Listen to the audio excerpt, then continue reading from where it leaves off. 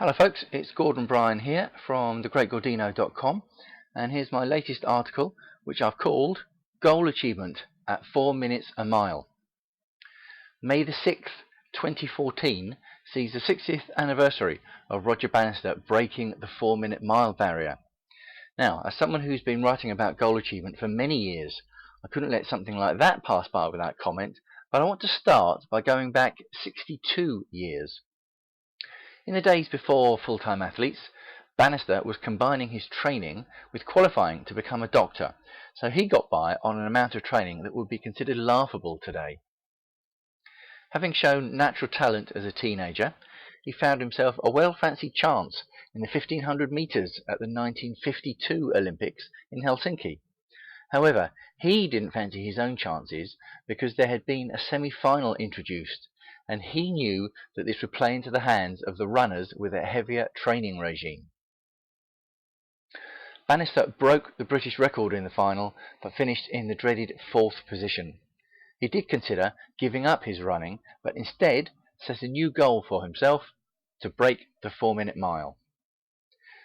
No one had ever run under 4 minutes, and people outside the running world thought it was impossible, with the mark of 4 minutes offering a nice round target never to be broken. The running world itself, though, knew it was just a matter of time. See what I did there? It's just a matter of time before that barrier was broken.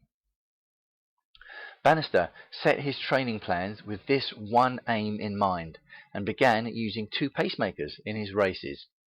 In May 1953, he ran a new British record of 4 minutes 03, at which point he knew he would break 4 minutes, he just didn't know by when or if he would be the first.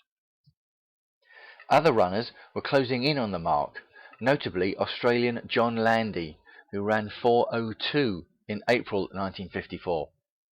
Landy wouldn't run again until he had travelled to Europe, because the Australian season had finished, so Bannister knew he had a window of opportunity. May the 6th, 1954. A cold, windy day, a cinder track in Oxford. Bannister didn't want to run, feeling the conditions weren't suitable, but the wind dropped just before the race, so he set off.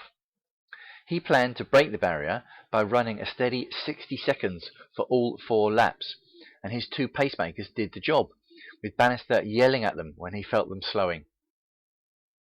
Just over half a lap from the finish, Bannister launched his kick finish, crossing the line in 3 minutes 59.4 seconds. That world record lasted only 46 days until Landy broke it, and although Bannister would set further British records, he never again held the world record. His place in history was set, though. 4 minutes is just an established time now for top-level runners. In fact, the world record is 3 minutes 43, and only 13 men have lowered the world record since Bannister. That shows the quality of the feat 60 years later. Let's put it like this: I don't think I'll be running a 4-minute mile anytime soon. So, let's look at the goal achievement lessons. They couldn't really be illustrated better than that first 4-minute mile. Disappointment when one goal didn't happen, leading to setting a new goal. Changing things around and setting up processes for the new goal. Hard work, training and getting a team around you, followed by execution of the final event to achieve the goal. Having said I won't be running a 4-minute mile anytime soon, it could be an interesting challenge, couldn't it, for an old codger like me? Look to your own goals, though. Then look at what Sir Roger Bannister achieved 60 years ago and ask yourself, is there something others tell you is impossible? Or do you tell yourself it's impossible? What's your personal equivalent 4-minute mile? And what are you doing about it? Do let me know what you think. Leave a comment in the below the video, and pop over to my blog, thegreatgordino.com. You'll also see a link below the video. So this is Gordon Bryan signing off, and I look forward to seeing you soon.